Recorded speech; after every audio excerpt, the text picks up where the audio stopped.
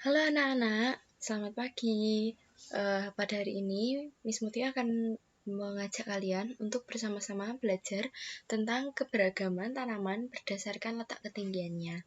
Nah, mari kita mulai pembelajaran pada hari ini. Untuk yang pertama, Miss mau mengajak kalian untuk melihat video interaktif yang sudah Miss Mutia siapkan untuk kalian. Nah, untuk selanjutnya, Miss Mutia mau menjelaskan lebih detail lagi tentang dua daerah tadi. Seperti yang tadi sudah ada di video, jadi ada dua daerah yang mau kita bahas pada hari ini, yaitu tentang dataran tinggi dan yang kedua tentang dataran rendah. Dan juga ada tambahan tentang daerah pantai. Nah, mari kita simak bersama-sama materinya. Nah, jadi anak-anak, tumbuhan yang tumbuh di Indonesia itu dipengaruhi oleh 3 hal. Yang pertama yaitu iklim, yang kedua yaitu letak ketinggian tempat, dan yang ketiga dipengaruhi oleh kesuburan tanah. Nah, pada hari ini Miss mau memfokuskan kalian yang dipengaruhi oleh letak ketinggian tempat. Jadi, yang di iklim dan kesuburan tanah itu di lain waktu kita bahas. Nah, sekarang hari ini kita fokus saja ke tumbuhan yang tumbuh di Indonesia itu yang dipengaruhi oleh letak ketinggian tempat. Mari kita simak bersama-sama. Nah, berdasarkan letak ketinggian tempat itu dibagi menjadi 3. Yang pertama yaitu dataran tinggi. Mari kita lihat contoh atau definisi pengertian dari dataran tinggi dulu dan contoh-contohnya. Yang pertama yaitu ini pengertiannya dataran tinggi.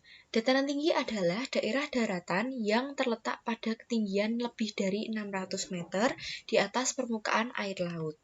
Nah, contohnya yang pertama tadi sudah sedikit dibahas. Yang pertama tanaman stroberi. Yang kedua yaitu kebun kopi. Ya, pohon kopi itu letaknya di daerah dataran tinggi. Yang selanjutnya kebun teh. Kembali lagi ke sini. Untuk yang kedua, itu dataran rendah. Nah, pengertiannya dataran rendah adalah daerah daratan yang ketinggiannya sampai 500 meter di atas permukaan air laut. Contoh tanamannya yang pertama yaitu padi, yang kedua jagung, dan yang ketiga palawija. Oh ya, untuk yang tadi dataran tinggi itu contoh wilayahnya adalah di daerah Kopeng, Getasan, dan di daerah Bandungan, Suwowono. Nah, itu adalah contoh-contoh dataran tinggi yang dekat dengan kita atau ada di sekitar kita. Makanya, suhu udara yang ada di dataran tinggi itu cenderung lebih dingin daripada di daerah dataran rendah. Nah, untuk dataran rendah sendiri, itu contohnya ada di Semarang. Nah, mengapa Semarang itu cuacanya sangat panas? Yaitu karena Semarang itu terletak di daerah dataran yang rendah. Jadi, sebagian besar daerah yang ada di Semarang itu terasa lebih panas daripada yang ada di Salatiga. Yang terakhir, yaitu daerah pantai. Nah, pengertian dari pantai, wilayah perbatasan antara daratan dan perairan. Nah, contoh tanaman yang ada di daerah pantai yaitu yang pertama tumbuhan bakau atau pohon bakau.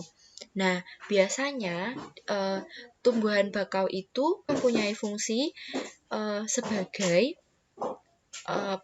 pencegah erosi dan abrasi laut.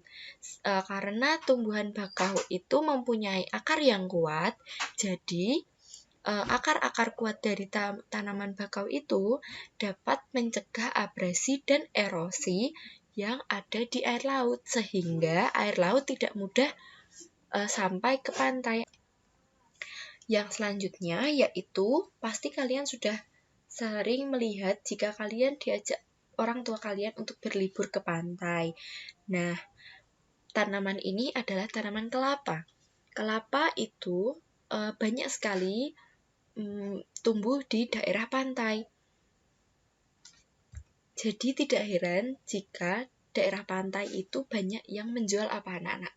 Degan atau ya kelapa muda. Nah, selanjutnya yaitu tumbuhan ganggang. Ganggang itu apa, Miss? Ini loh, ganggang itu yang berwarna hijau ini. Jadi, biasanya tumbuhan ini bisa mempengaruhi air di laut. Jika kalian pernah mendengar ada air laut yang berwarna pink atau berwarna selain warna biru, itu juga bisa disebabkan karena tumbuhan ganggang yang hidup di pantai atau di dekat perairan.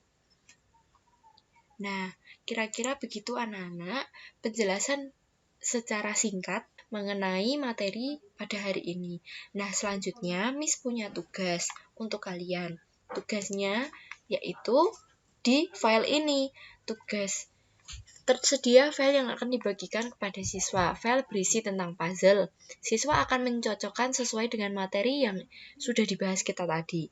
Mintalah bantuan orang tua kalian untuk mengerjakan tugas ini. Silahkan klik link di bawah ini.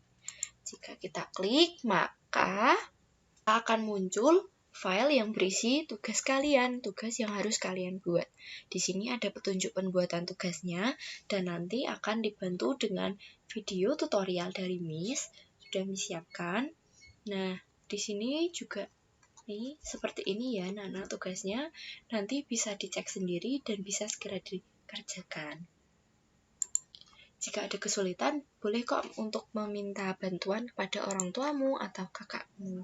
Nah, selanjutnya di sini ada evaluasi. Penilaian terhadap materi ini atau latihan soal terkait materi ini itu sudah Miss siapkan di Google Form yang sudah tersedia. Jadi kalian tinggal klik di sini atau nanti akan diberikan di Google Classroom-nya. Baik anak-anak, sekian pembelajaran kita pada hari ini. Semoga ada pembelajaran yang dapat kalian petik dari materi hari ini. Nah, untuk itu Miss mau menutup pertemuan kita pada hari ini. Sekian anak-anak materi yang dapat Miss Mutia sampaikan. Semoga dapat bermanfaat bagi kalian semua. Mohon maaf jika ada perkataan Miss Mutia yang salah atau kurang berkenan. Mohon dimaafkan. Lalu jika ada pertanyaan, kalian bisa bertanya langsung kepada Miss Mutia melalui WhatsApp atau melalui Google Classroom. Tetap jaga kesehatan ya anak-anak. Tetap patuhi setiap protokol kesehatan. Jika tidak perlu keluar rumah, tidak usah keluar rumah, tetap stay di rumah masing-masing dan tetap jaga kesehatan. Tuhan memberkati.